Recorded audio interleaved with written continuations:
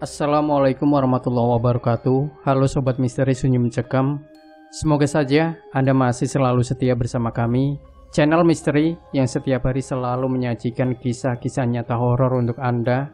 Dan untuk kesempatan kali ini kami akan berbagi sebuah kisah nyata misteri yang berjudul Pesugihan Bayi Kuntilanak. Sebagai seorang dukun bayi, atau biasanya disebut pembantu kelahiran bayi yang berada di sudut penduduk terpencil, Surti tentu saja hidup serba pas-pasan. Bukan hanya uang puluhan, 5 ribuan atau 1.000-an rupiah yang diterimanya seusai membantu kelahiran bayi dari rahim seorang ibu, tetapi juga dia sering menerima hasil bumi seperti ketela pohon, kelapa, semangka atau palawija dan lain sebagainya sebagai upah kepiawaian dan keringat yang mengucur dari tubuhnya. Memang peristiwa seperti itu begitu lazim dalam suatu lingkungan penduduk yang jauh dari hingar-bingar perkotaan, ibarat jauh kota dekat batu, yang artinya warga yang hidup di daerah pegunungan, lereng gunung, bukit, hutan maupun jurang dengan jalan yang terjal dan naik turun. Meski begitu, Dukuh Kedung Pring, tempat Surti tinggal dengan warganya yang masih tampak kental dengan kehidupan gotong royong, bahu-membahu maupun membantu. Maksud membantu di sini bukan hanya dalam hal membangun sebuah rumah dengan tenaga dan para tetangganya yang tanpa upah. Bahkan ketika di antara mereka ada yang punya gawe, entah itu sunatan, pernikahan atau perhelatan lain, juga dilakukan secara bahu-membahu, baik dari tenaga sinoman, bahan masakan yang nanti bakal disuguhkan para hadirin, sampai among tamu semuanya dilakukan secara membantu. Sehingga kehidupan warga Dukuh Kedung Pring seolah bak surga. Ikatan persaudaraannya sangat kuat, kendati hasil bumi yang mereka terima tidak seberapa dibanding perdukuhan yang bertanah subur dan datar. Memang semua bahan makanan seolah sudah tersedia, meskipun apa adanya. Hal ini terjadi karena perdukuhan itu bak tidak tersentuh tangan-tangan pengambil kebijakan yang tinggal di kota besar dan tidak suka belusukan. Dengan begitu, banyak petinggi pemerintah yang salah mengartikan sebuah pendukuhan, dan mungkin para petinggi beranggapan orang di Dukuh Kedung Pring adalah masyarakat udik yang gampang dibohongi. Padahal semestinya orang udik ini justru mendapat uluran tangan dengan cara memberi udik-udik berupa bantuan secara materi maupun pendidikan yang layak, agar mampu memiliki kehidupan yang tidak udik, meski tinggal di udik. Kembali kepada irama kehidupan yang dilakoni Surti, karena dia seorang yang sangat menggeluti kepiawaiannya tersebut, maka rasa kemanusiaannya pun terbentuk. Surti yang usianya sudah lebih dari 50 tahun, namun dia tetap hidup sendiri di gubuk reotnya, tanpa anak, karena tidak pernah bersuami. Ya, tempat tinggal Surti itu terletak di lereng bukit di tepi jurang, dan rumah itu hanya berdinding anyaman bambu, dengan cagak bambu wolong penyangga atap jerami. Ukurannya pun tidak lebih dari 5 x 7 meter saja, yang di dalamnya hanya berisi sebuah dipan sebagai tempat tidurnya yang beralaskan tikar. Dipan yang terbuat dari bambu itu selain untuk menaruh tumpukan pakaian, juga sekaligus digunakan untuk bantal dikala Surti merebah, tidur dan beristirahat. Kalau ada peralatan dapur, itu hanya terdiri dari sebuah ceret, panci, piring, dan gelas yang saja. Karena jika memasak dan menanak nasi hanya dengan cara membakar kayu yang bagian tepinya hanya dibatasi tumpukan batu bata merah, karuan saja kalau dinding-dinding rumahnya berwarna hitam pekat. Akibat langes, bekas kepulan asap kayu bakar. Malam itu Surti terlelap dalam tidurnya yang tanpa terbuai mimpi indah, sebab hanya dengan merebahkan tubuhnya yang sedikit bongkok, dengan posisi terlentang, satu-satunya cara untuk menguasai rasa capek yang luar biasa malam itu. Karena siang dan sore tadi, Surti baru saja membantu kelahiran 2 perempuan yang melahirkan bayinya. Karena satu dari perempuan hamil itu, bayinya dalam posisinya sungsang. Dengan begitu, Surti harus ekstra keras dan menguras tenaganya yang rentah dalam menangani kasus kelahiran bayi sungsang di perut ibunya. Selain harus dengan hati-hati dan telaten memijat-mijat perut si wanita hamil itu, juga harus teliti mengurut bagian organ tubuh si pasien. Tetapi berkat puluhan tahun pengalamannya sebagai dukun bayi, meski membutuhkan waktu berjam-jam, pada akhirnya bayi sungsang itu lahir dengan selamat. Kalau sudah begitu, bukan hanya ibu si jabang bayi saja yang puas, Surti pun lega, kendati hanya diberi upah tak seberapa. Karena pemberian bantuan kelahiran bayi itu dilakukan dengan benar-benar tulus, sepenuh hati dan tanpa pamrih, lewat sentuhan rasa kemanusiaan yang dimilikinya. Semua terjadi karena jiwanya telah terbentuk dari masyarakat Kudik di lingkungan Dukuh Kedung Pring. Ketulusan itu gampang dilupakan Surti ketika dia tertidur kelelahan seperti malam itu.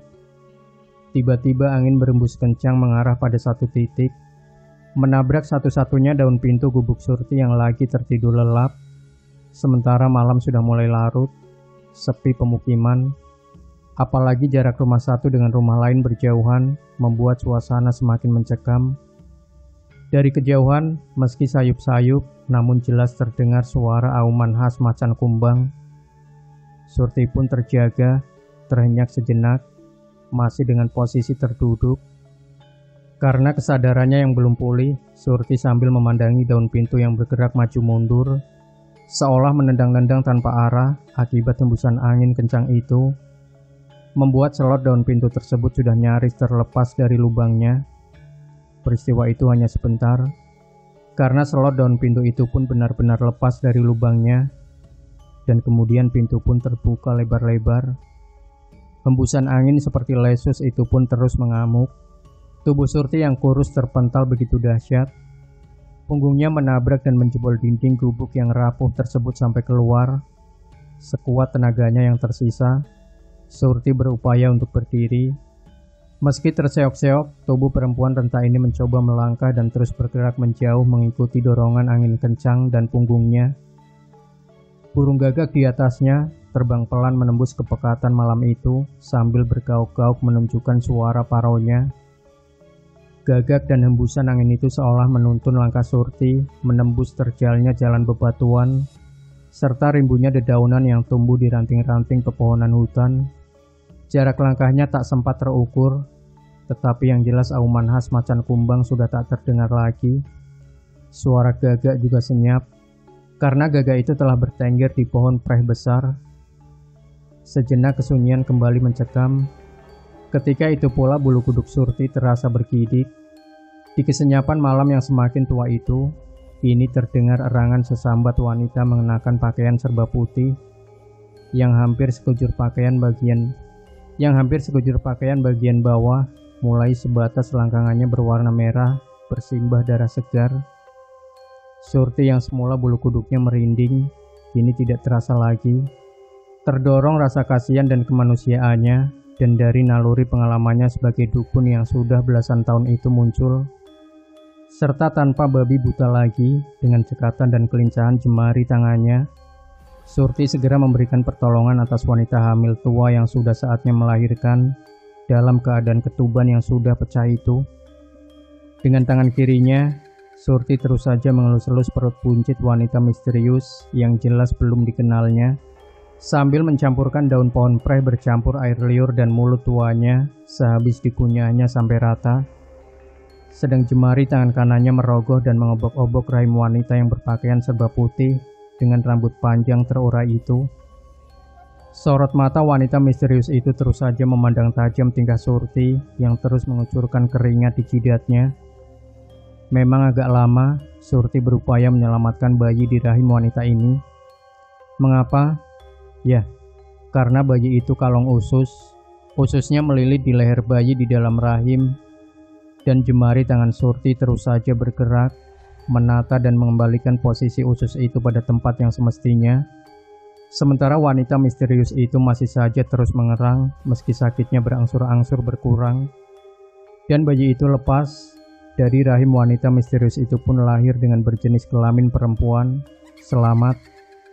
Maka jabang bayi merah itu segera dibopong dalam gendongan Surti. Sambil melangkah menjauh dari ibu sang jabang bayi, guna membasuh wajah dan anggota tubuh bayi yang baru lahir itu dengan air sendang yang berada tepat di bawah pohon preh tersebut. Baju Surti yang kini menjadi compang-camping akibat tertepa angin kencang yang sebelumnya menerpa tubuhnya, segera dilepas untuk menyelimuti tubuh bayi yang baru lahir itu. Di ufuk timur, langit sudah tampak mulai memburat memerah.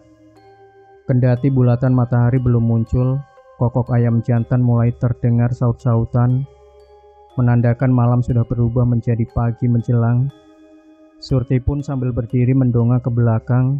Dia terhenyak karena wanita yang baru saja dibantu kelahirannya telah menghilang tanpa bekas. Masih dalam keadaan keheranan, gagak yang dari tadi bertengger di dalam pohon preh itu pun mengepakkan sayapnya terbang tinggi dan lenyap pula. Begitu pula bayi yang tadi berada di gendongannya pun juga musnah. Surti hanya mampu tercengang, diam sendirian bertelanjang punggung, dan lengan hanya tinggal mengenakan kutang dan kain lurik berstagen putih lusuh. Kelahiran anak kuntilanak. Benarkah? Begitu pikir Surti sambil terus melangkah menyusuri jalan yang terjal di perbukitan. Pagi itu hingga sore harinya, Surti melakukan aktivitasnya seperti biasanya, layaknya orang di pendudukan. Namun anehnya lagi, sejak kejadian itu, setiap senja sudah mulai menjelang, tiba-tiba saja di tempat tidur Surti tergeletak sosok bayi perempuan, yang kadang menangis dan kadang bayi itu juga dalam keadaan tertidur pulas. Sehingga sejak itu sepanjang malam, Surti harus mengasuh bayi itu seperti layaknya bayi manusia biasa, memberi minum, membasuh popok yang basah karena ngompol, juga nembang dengan lirik-lirik bahasa Jawa layaknya cara tradisional seorang ibu menidurkan bayinya. Bersamaan dengan itu pula berangsur-angsur kehidupan Surti makin membaik, rezeki, kekayaan dan derajatnya semakin meninggi. Kini Surti menjadi orang yang paling kaya di Dukuh Kedung Pring. Ladangnya berhektar-hektar dengan tenaga penggarap puluhan orang. Namun Surti tetap saja berlaku seperti sebelumnya. Dia masih bersahaja menekuni profesinya menjadi dukun bayi yang dilakukan dengan tulus dan sepenuh hati. Cuman ada saja orang yang sirik, yang menebar isu kalau Surti memiliki pesugihan bayi kuntilanak yang bersemayam sebagai penunggu di pohon bunga kenanga yang tumbuh di halaman depan rumahnya. Memang semerbak mewangi bau bunga kenanga itu terasa lebih menyengat bila malam tiba. Malah masalah tidak mudah berhenti. Kejadian-kejadian aneh silih berganti bagai berubahnya siang dan malam. Dan kemudian pohon bunga kenanga itu pun pernah ada orang sirik yang ingin menebangnya. Tetapi ketika orang itu mengendap-endap mendekati pohon pada malam hari, tiba-tiba saja muncul sosok kuntilanak dengan wajah khasnya yang menyeramkan. Memang sejak peristiwa membantu kelahiran bayi kuntilanak itu, pada malam-malam tertentu, Surti selalu muncul sambil bersemedi di hadapan pohon bunga kenanga itu, sambil menyulut dupa wangi, kadang juga kemenyan dan ratus. Perilaku seperti inikah yang membuat ada saja orang syirik yang menganggap syirik perbuatan Surti. Demikian Sobat Misteri Sunyi Mencekam, jangan lupa tinggalkan komentar Anda, like, share video ini, subscribe channel Sunyi Mencekam, dan kembali nantikan cerita-cerita misteri terbaru dari kami. Wassalamualaikum warahmatullahi wabarakatuh.